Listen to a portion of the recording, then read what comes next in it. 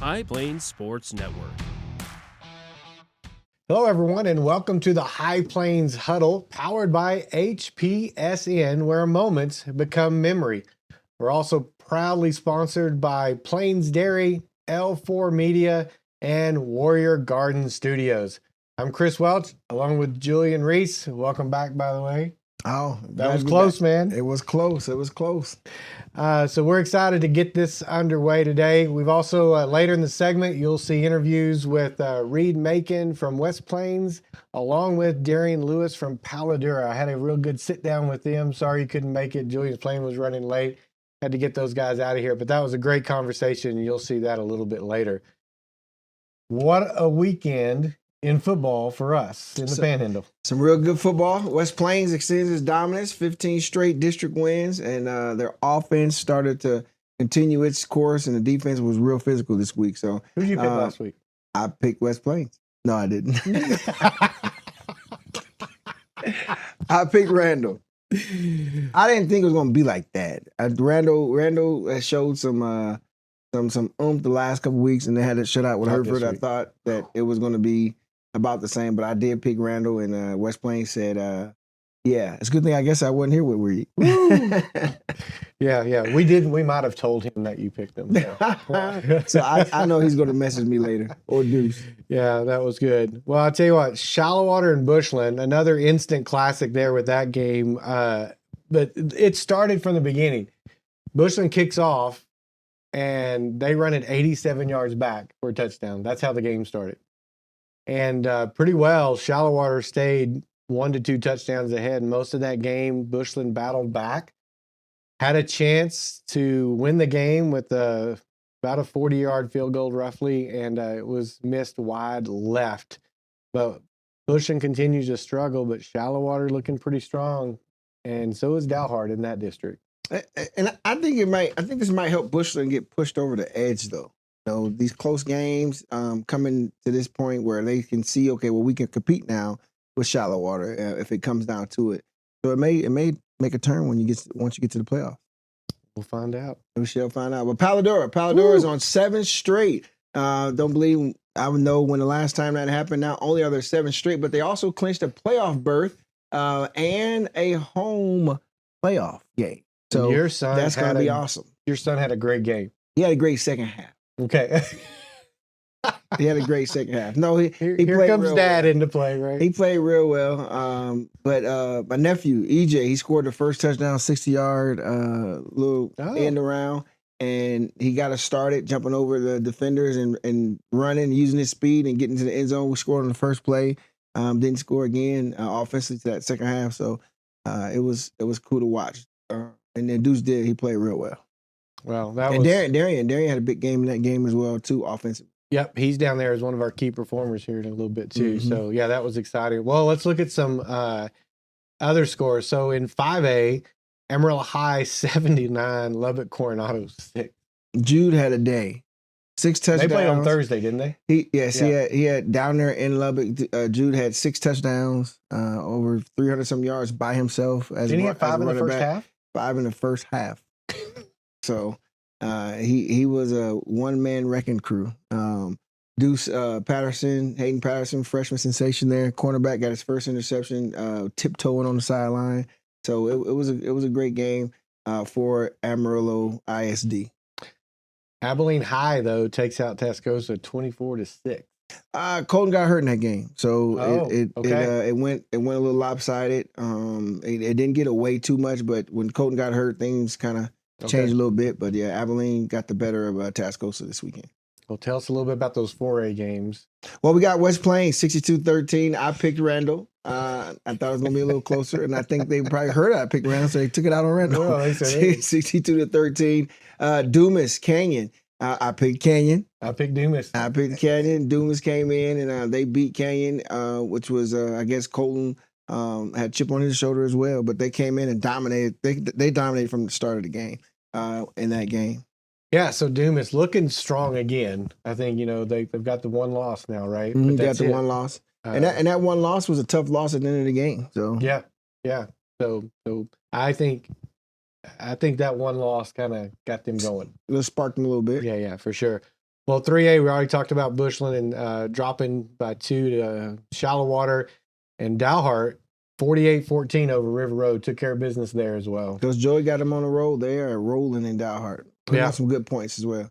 And I believe he also gets the winningest. He has the winningest record or winningest most wins as a head coach there at Dalhart as well. Yep, and then Panhandle putting up arena football numbers, 77 against Sunray. I guess they didn't like what happened last week either. And then West Texas, they are a legit team. They are a legit team, and they're making a statement known, putting 36 and having a shutout against Fritz. So, and I believe the Panhandle coach also reached most wins as a head coach there. Yep. So 2 big things there as well. Well, some of those key performers we'll talk a little bit about. Slade Russell over at West Plains and Jinx Phillips at West Plains just continue to be standout players for them as well. But even Avon, the quarterback for Bushland, while in a loss, he still went 23 of 30 for 259 yards and 4 touchdowns. That's super impressive. 23 for 30. That's pretty good. A young quarterback doing that. So in his first year, basically, that's pretty impressive. But how about King? 10 receptions for 112 yards, 2 touchdowns, and that big interception. Okay, so we really need to find the highlight. I can probably get it from my replays, but on one of his touchdowns, and this was one that we needed to score pretty quick to get back in this ball game. Avon throws it to the middle receiver. King is the deep receiver. It gets tipped. One of those. Forward. King gets it and runs it. He's wide open, and then he runs it on him. And it was a tip drill. It almost looked like concentration drill. Yeah, it almost looked like the volleyball. When you're setting somebody up, that's about what it looked like. So that was quite the TD for him. That's pretty impressive. Darian had a big game, like I said earlier, with PD. He had 5 receptions, 126 yards, 2 touchdowns. One of those touchdowns came on a scramble from Deuce, and Darian kept running, and they just did the scramble drill. He laid it out there. He ran up under it and ran it in for a touchdown. So that's pretty impressive. Then you had Raymond Johnson, another big game. He had 109. I think he had a little bit more, but 2 touchdowns, very explosive. He's starting to finally find his role, and he's rolling right now. Then Deuce came up. He's actually was 253 yards. Yeah, passing. I think we got the stats wrong there. Yeah, 250 yards passing. He threw for 4 touchdowns, and he ran for another one. So he had a big day, big second half. Wow. He had some. He had somebody talk to him on the sideline right before he came back in. It was pretty. I don't know what they said to him, but it sparked something. Wasn't you? I don't know who it was. Well, Trussler over there at Dalhart, 313 total yards and 5 touchdowns. He continues to be the heartbeat of that offense. He's playing really, really well. When your quarterback's playing well, your team's going to normally roll with him. And he's playing well, and he's doing a good job. So I'm excited for them. Turner, the Canyons running back, 165 yards and 3 touchdowns. Canyons quarterback at 172 yards, touchdown. 9 for 12. The efficiency with a lot of these quarterbacks is really impressive. Like I said, it's pretty key. Yeah. Possibly because of 7-on-7. That's the one benefit of 7-on-7. You get multiple throws, get to learn how to be more accurate, and your receivers, timing, all those things come into play. So it's really showing a lot of the stats from the quarterbacks this year. It's not real lopsided 5 for 30 and all that thing. So it's pretty good. Yeah, and so last quarterback there, Robinson over there at Panhandle, 266 yards, 7 touchdowns, 5 passing, 2 rushing. Yeah, crazy. So when did 7-on-7 kind of start to get more? Is it really picked up the last few years? It's picked up the last, I would say, 2 years. It's picked up a lot more. And then also the high schools now in the last year or so are really getting involved in it, the actual schools. Okay. 7-on-7 is a great tool when used right. It gets abused just like AAU. So we kind of stay away from it. I stay away from it a lot. But only when it's in like a high school setting. The college coaches like it then. They like it more in a high school setting because they're high school kids. They're not making these makeshift teams just to win, but you're able to use. Like we went to state this year for the first time, and we were able to use Coach Mims use his actual play calling, some things that he wants to see in the season, and like real plays, or not just concepts that he want to put together and work with and all that. And you can see that from the maturity of what Deuce is doing and those receivers are doing together. But then you get some coaches that just say, have 18 breaks this way, run this way, and little plays just to score or get first downs. But you want to be able to. It's not building. It's not building anything. You want to be able to build for it. And college campuses will not let just 7-on-7 teams come on their campus. When they have them, you have to be a high school team. Oh, wow. Okay. Yeah, you have to be a high school team. So you can't just show up with a 7-on-7 team to their big elite camps anymore. They want to see actual high school kids that they can basically watch, scout, and do all that. So. Wow, that's interesting. Don't forget about Caprock. Caprock got a win this week. All right, Caprock did get a win this week. They got two under their belt. So shout out to Caprock as well. All right. Well, volleyball real quick. Canyon and Randall doing great there. In fact, the West Plains Lady Wolves actually swept Canyon yesterday. Wow. In 3 sets. And so they earned their district champions. There'll be a share of district championship with Randall. So now what happens is all 3 Canyon teams are going. Randall will take postseason as the number 1 seed in Class 8 4A Division 2, while Canyon will hold the number 2 seed, and West Plains will move up and take that 4A Division 1 spot and represent them there because they'll split at the playoffs now. That's a lot. That's a lot. That's a lot. Amarillo High and Bushland still very much in control, and we're going to have a guest on next week from Amarillo High. We are. We're going to have Coach Burns. She is right now the MVP of coaching in this area, and what she's doing at Amarillo High is so impressive, and we're going to have her on to talk about what she is doing and how she get there. All right. Well, let's jump into predictions. I don't know. I'm not keeping score yet, but I think I'm winning this prediction. No. We're going to have to go back and watch episodes and get a tally. We wanted to see. All right. So, Die Hard at Bushland. Got to go Bushland. Yeah, I got to go Bushland as well. I think it's going to be a really good football game.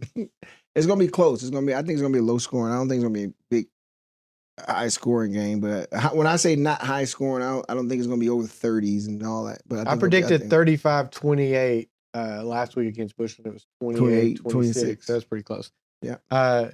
Dumas at West Plains. West Plains. I take West Plains, but I take West Plains by double digits. I would agree with that. I think it's going to be a high scoring game. Yeah, I think it's going to be a high scoring game offensively for both of them. Yeah, same. They're going to have to contain Colton, and I don't know if West Plains can contain a true mobile quarterback like Colton. That will be a big test for them for sure. Hereford at Canyon. Canyon. I take Canyon. PD at Legacy. PD, of course. I think they'll kill them. Amarillo High at Lubbock. Amarillo High, agreed. Tascosa at Caprock. Depends if Colton's playing. Really good. I'm being out. It depends if Colton's playing. You think Caprock gives them a game? I think Caprock gives them a game if Colton's not playing. Okay. Colton is the heart and soul of that offense. He's that kid at the quarterback. And yeah. I haven't seen anyone else really play it. So yeah, their defense will hold Caprock. But can they produce enough offense? Yes, that's gonna be my big without Colton at quarterback. Okay. Randall at Pampa. Ooh. I'll take Randall. I'm gonna take Randall. Randall. What confidence, Randall? Do what? What confidence, Randall? Okay. With confidence. By the way, we are both drinking the butter pecan.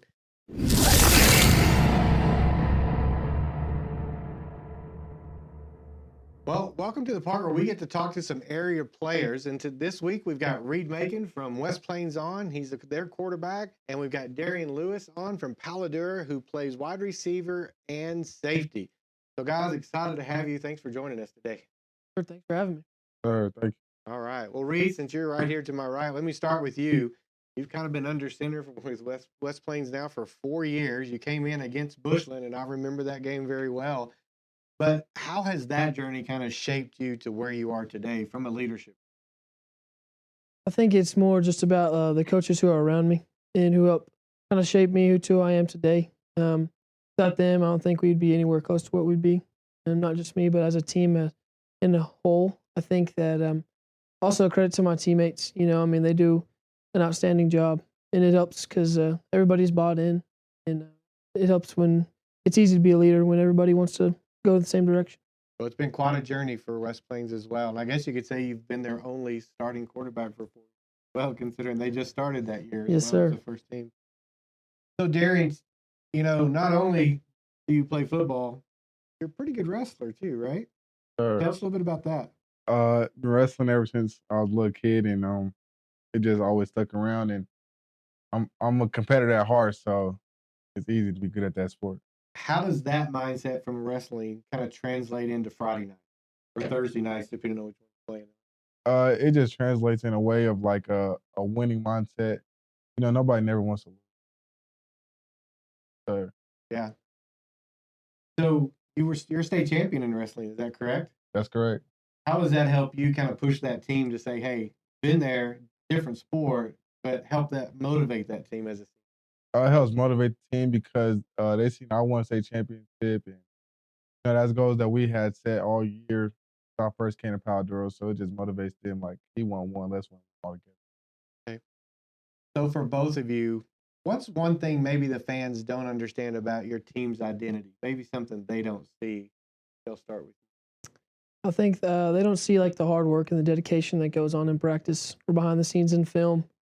I think that it's hard. It's easy to see like the good things that happen on the field and the bad things also, but they don't see the dedication and the hard work that's put in off the field and behind the scenes. Okay. What about you, Darren? To be honest, what Reed said, they don't see the hard work and all that thing, but furthermore, they don't see brotherhood we have. They don't see the connection we have off and on the field. Those are my guys for life. So both of y'all have had some close games. Early loss for PD. Y'all had a tough loss against, was it Liberty? Yes, sir. Right? How do those losses, Reed, I'll start with you. How does those losses kind of help the team? A lot of people look at that and go, oh, well, that kind of hurts your record. But how does that help you now as that momentum builds towards the playoffs? Both of y'all are headed there no matter what. How does that help the team come together?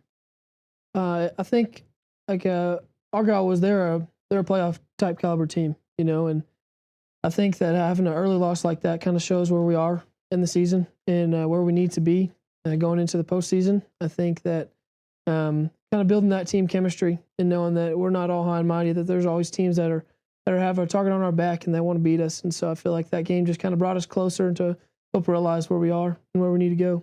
Okay, Darren. I feel like the loss at Ghost was.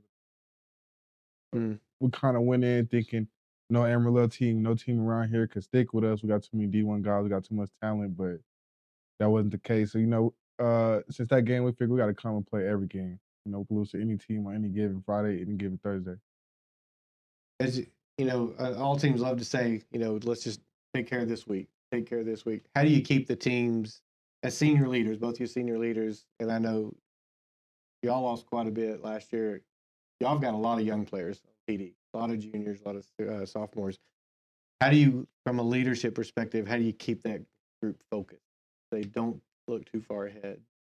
I think it's more of just like one step at a time, 1% better. We always say that at West Plains is 1% better every day. And whether that's at practice or in film sessions, so we want to get better and we want to learn from our mistakes. And I think if we focus on those little details day in and day out, that'll translate into the game. Yeah. At Paladuro, we believe the practices is how you play. So, whether it be a Saturday practice or a Monday practice, you got to make sure we walked in for that walkthrough. And then Thursday before the game, got to make sure everything is sharp and crisp. We're ready to play and take the field. Darren, you've committed to North Carolina. What was that process for you to commit? That's a big program to commit to. That process was a long process. It was kind of tiring too. It was just making sure I knew what team had my best interest at heart. What team could I trust for more than football, for a degree purpose, for a life purpose, and I feel like North Carolina got my best interest at heart. You gonna try to wrestle too? Yes, sir. It's been a little talks about it. Been a little talk. Good. Reed, I know you've got several in there, but how's that process going for you? I mean, it's good. It's like every kid's dream is to go play at the next level, whether that be from junior high to high school, from high school to college, and then from college to the NFL. I mean, that's like whiteboard material, and I think that's a special process for a lot of kids. Especially, I'm extremely blessed to have opportunities to go play, and I'm excited to see where it takes me. Keeping them all open right now. Yes, sir. All right. Well, so two fun things. So the first thing I'll ask is if you break a long one, what's your celebration? What do you do? I've said it before, but I got to go to take me through there. Take me through there. Okay. I like it. I like more just kind of handshakes with the teammates, or Keegan, he'll like throw me up in the air. I like that one. That one's pretty fun. Okay. Well, good. Now the second part. Now we had Julie and I got to do our honest reaction. So you two, Plains Dairy just came out with this butter pecan. I scored some more just a minute ago. I didn't think I was going to be able to get some at that store, but I did. So, you guys had any of this yet? No, sir. All right. So this will be your first try. All right. Each of you grab a cup. Give me your honest assessment of Plains Dairy butter pecan milk.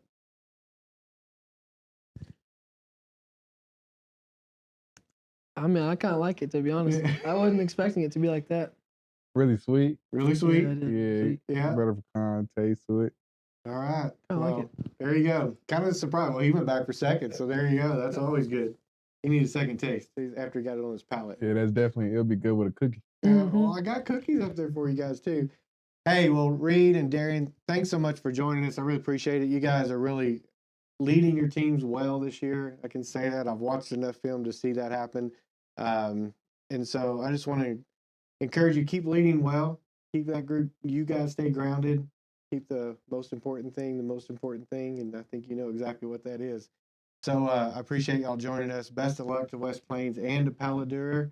And as you go forward, best of luck in your college careers. So thanks for joining me. Appreciate it. All right. Sir, thank you for having us. Because it's really good. Yes, I'm making French toast tomorrow with this. What time? French toast in the morning with that. Well, let's talk a little bit about college. I don't have it up in front of me.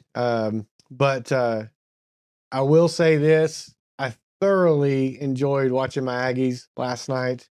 Not the first half, but the third quarter was a blast to watch. I don't know what Elko said to them at halftime. Well, whatever it was, he needs to make sure he says it every time because they came out and they look like a completely different team and just dominated LSU. There was nothing else you could do with them. Nothing. Oh, I know one thing we need to mention though. How about West Texas A&M ladies going down and beating Arizona in an exhibition game? Yeah, and they were shocked. They were so shocked. The crowd, everyone. Arizona had a time where they got the rebound off a free throw, I think it was. They came back down, tried to get a score, missed off the bucket, and WT came in there and got them a win. How about that? Hopefully that sparks some. I would believe that some of those girls, maybe ladies, get looked at from that coaching staff. Yeah, I mean, that's a great way to show up. Mm-hmm. There, right? Right there early, they thought it was just going to be probably a walk in the park. UCLA. Woo, 56-6. All I do is win. Google me. He said, Google me. Everything he wears, Signetti, he's a winner. So my nephew had a pretty good game again, kind of quiet, but they came in and they showed that they are a dominant team. So I'm just waiting for that Ohio State Indiana game. It's gonna be a good one. Yep. Alabama sneaks by South Carolina, and by is really sneak by. We watched that game, and the restaurant went kind of wild because somebody inside was messing with the TV and the two TVs connected, and it came down to that 1 minute, and I thought it was going to erupt over there. But man, the defensive line is really what showed up on both teams in that fourth quarter. Yeah. Oregon, it looks close, but I mean, it's 21-7, but Wisconsin didn't get that 7 till very end, but still closer because that's an unranked Wisconsin that they were playing. Right. What about Cincinnati demolishing Baylor? What's up with that? I couldn't see it. Sawyer, their quarterback for Baylor, he's Lubbock Coronado from this area. He was in the Heisman watch as well. But Cincinnati's defense is playing real well. Again, Tatum Barnes from Tascosa High School. He's a starter there at cornerback, having a pretty good season, and they just dominated from the beginning to the end. Texas Tech comes roaring back. Texas Tech goose eggs Oklahoma State. I wonder what. Would you have thought that? No, not what. I would have thought that if Gundy was there. Yeah, no, I would agree with that. Definitely. I still think that was a premature decision. Agreed with that. Louisville snuck by Boston College 38-24. I thought that was a little bit closer than I would have thought. and the other one would be Texas squeaking out a win against Mississippi State. Texas squeaking out a win. Arch gets knocked out, I believe, in that overtime game. He got out, and then they came in and did some things. But Was that a touchdown? Did you see the replay of that? No, I didn't. I didn't get to Go back see and it. watch it. That touchdown that he throws in the corner, it looked like his foot was up. I don't know. Go watch it. You'll see it on the replay. We'll see. I don't think it's a touchdown. Houston upsets Arizona State 24-16. And Arizona State came out strong, but Houston was a little bit stronger in that game. Michigan battle of the Michiganers. Michigan State lost. That's my sister alma mater. She started as a point guard at Michigan State. So, but Michigan took them down. They're starting to get a little on a roll. And BYU, again, that game, Iowa State started off strong, and BYU came back, and they're just playing really good football the last 3 years. Oh, last one. How about Memphis knocking out South Florida 34-31? Wow. Wouldn't have guessed that one either. Never guessed that. Thought South Florida was going to win. They came out. We're winning primarily the whole game. And yeah, they got. Belichick's having a tough time right now. I don't know how much he's liking college football. He's squeaking by. but look what's going on. They're close games. Next year is going to be a Belichick year. You think so? Yeah. Oh yeah. All expectations we put in place, and it'll be done right. But we can't skip over Colorado getting blown out. Oh my God. I thought they were going to get goose egg. I was like, man, this is embarrassing. Yeah. But they only scored 7 points, gave up 1,000. I know Dion's not too happy. Coach Prime's not too happy right now. That's unfortunate. Well, thanks for joining us this week on this episode of the High Plains Huddle.